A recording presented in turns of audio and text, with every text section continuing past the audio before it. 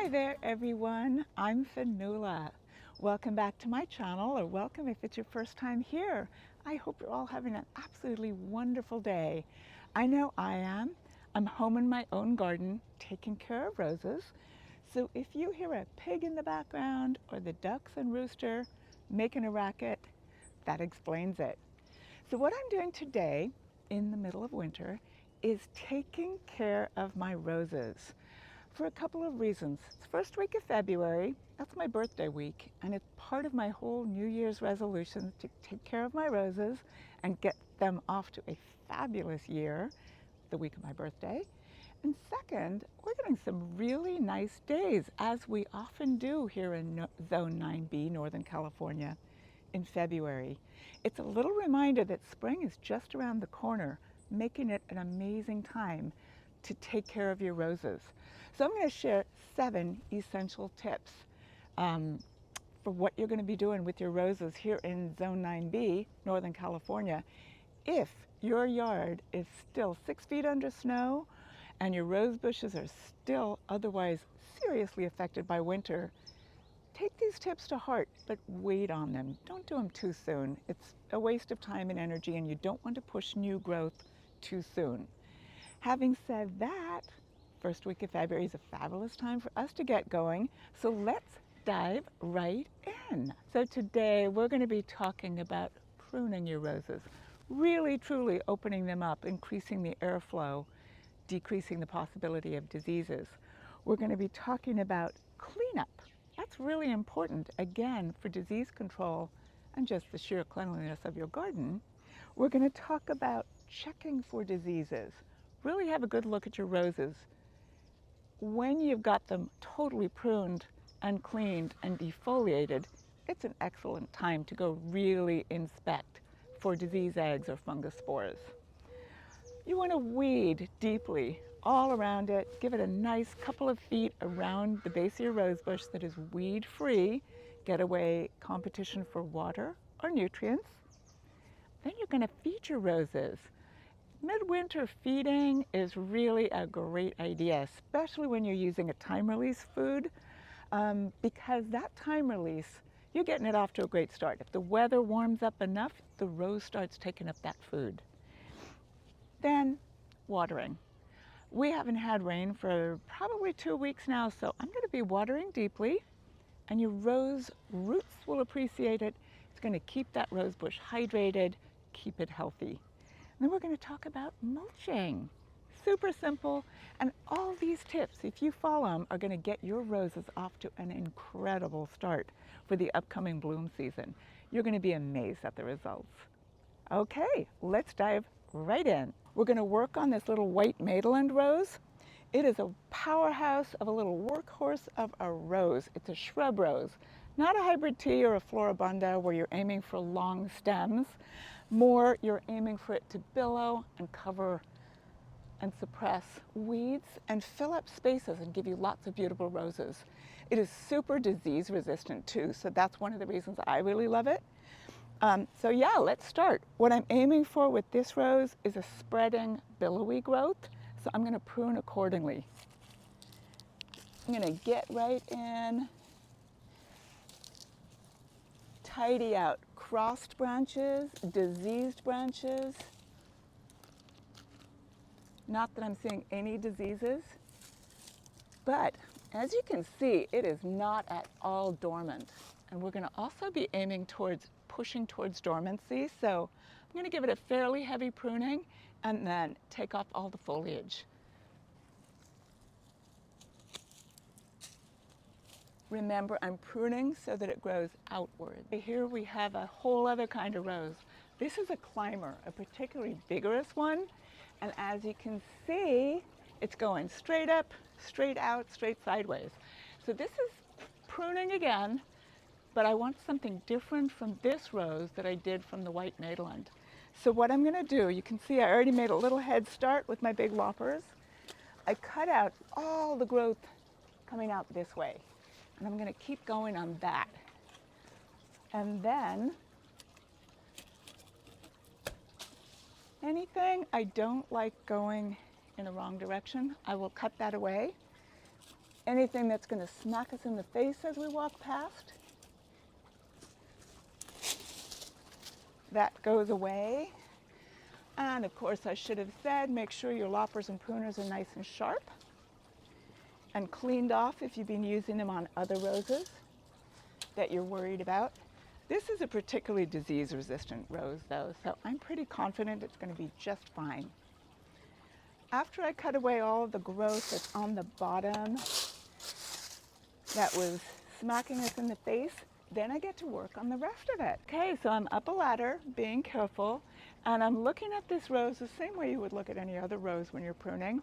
You take off the skinny, crossed growth that is just like not going to serve you well going forward. There's a very thin little branch over this way that's tucking behind. There's these little bits right here.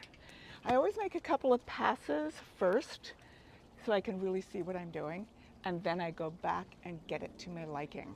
This here is a David Austin climbing rose, a beautiful white one called Claire Austin, which unfortunately I'm not going to be able to carry this year, hopefully next year. And I'm treating it like I would a climber, any other climber. I'm spreading it out because what I wanted to do is to cover this whole fence. But what I'm doing here really is telling you the value of stripping off all the foliage. There's two things that that really does, or three.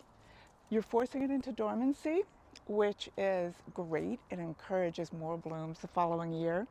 But you're also really revealing all the surfaces of the rose. And if you need to spray, you get to really see if there's any problems going on. If there's any fungal problems, you're going to be able to spot it when all the foliage is gone. And it gives you less surface area to have to spray also. I'm a very, very minimal, if not at all, sprayer, so I won't be doing any spraying. And also, you can see this is a super healthy rose. It doesn't actually need it. But what I am going to show you is after you've done the major cleanup and you've spread your rose out the way you want it and stripped it of the foliage, it lets you inspect for insect eggs, disease problems, and then you can nip that in the bud, take care of it. Then you get down to the base, do all your weeding, pull back any soil that's mounded up around the bottom, because that encourages rootstock to grow. We can talk about that another time. So there's no rootstock here, everything's good. Don't know if you can see it, but roses are one of those favorites that gophers have. So we've planted this particular rose in a gopher cage to keep those pesky critters at bay. If you're just starting out in the world of roses and you know you have gophers in your yard, do not plant a rose without a gopher cage. You're going to need it. Anyway, we're all cleaned up, ready to go. Now it's time to feed my rose. There's so many different theories about feeding out there, and there's so many complicated recipes that at certain times of the year it's kind of fun to follow and definitely helpful to the rose. But in the middle of winter, I really like to keep it simple. And what I do is all around the rose, I dibble holes, generally 5, like this, 5 holes around my rose, a couple inches deep, like up to here on the dibble. And I simply fill each one of those holes with about an inch of time-release fertilizer. Now, I'm an organic gardener wherever I can be an organic gardener. So I use organic food, time-release. Fill each hole up with this time-release food. Cover the hole up, tamp it down. And now it's completely accessible by the rose. And I go and I do that with every one of my roses. At my house, I've got 78 roses. At work, we're getting there. I really choose disease-resistant roses. A lot of my roses are David Austin, including this one, and I picked the toughest ones. So inspecting for disease actually goes fairly quickly. But those overwintering overwintering insect eggs and insects in general. You might have to look a little more closely. This beauty looks great. I do not have to spray it. I have quite a few climbing roses, which if you do have to spray them, it can be kind of hard and you're way up there. But my advice on spraying is don't spray unless you have to. But think back to last year. Was fungus, was rust, were diseases a problem? And then this year you can really keep an eye out for them and nip them in the bud right when they're beginning. Now the one problem I do have in my garden is rose slug. It is this pest, which I will talk about later on in the rose season so that I can show you pictures and show you what to watch out for. But spraying ahead of time at this point of the year is completely pointless, so I am not going to do it. And there you have it. So with a little bit of care and attention, first week of February or thereabouts, or closer to your own springtime if you're not in Zone 9B, you're going to be able to get your roses off to an incredible start, and you can really look forward to an amazing bloom season this coming spring. So, hope this was helpful. Hope you liked this video. Like, subscribe, share. Be sure to drop a comment if you have any questions at all. And yeah, come on in, visit. I'm at Cottage Gardens most of the time. Right now, obviously, I'm in my own garden. I'm sure you heard the ducks. But yeah, happy gardening. Thanks for watching. Take care and have a fabulous day.